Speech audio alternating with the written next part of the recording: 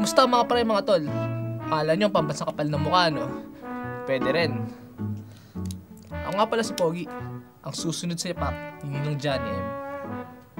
Matagal ko nang pinag-aaralan si Ninong Johnny. Ang kanyang mga pamatay na moves, kanyang style. Madalas nga ako sumasama sa mga event niya eh. Yung UST episode, nandun ako. Yung controversial niyang Space Super Club episode, nakiparty din ako dun. Madalas din ako bibisita sa mga live streaming niya sa Men at Work.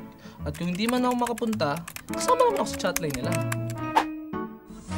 Minsan pa nga, napili ako ni Ninong na mag-certify ng isa sa mga girls na nandun.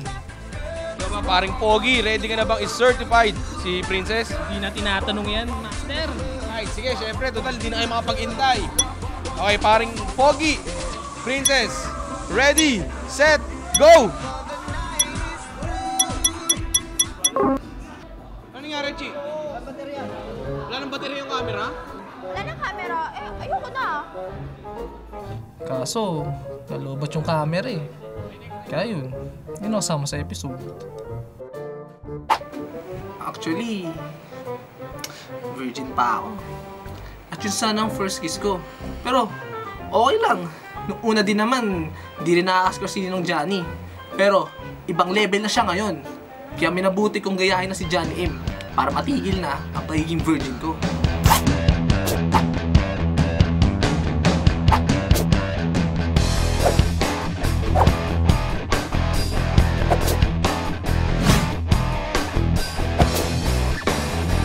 Ngayon, subukan naman natin ang kapal na mukha.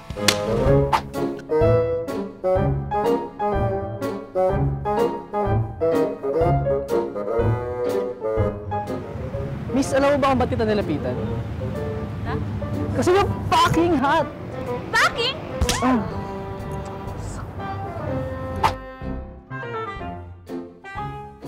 Miss, anong vital statistics mo? Wait lang ha. Anong gusto mo? 20 stitches o 40 stitches? No stitches.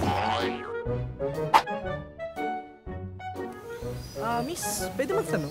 Sure, ano yun? What's your favorite sexual position? Girl on top. Alam nyo, naisip ko, meron palang ginagawa ni Ninong Johnny M, no? Hindi basta-basta nagagaya.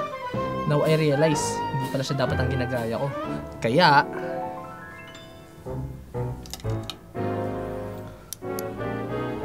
si Vince Ryder na lang ang idolin ko.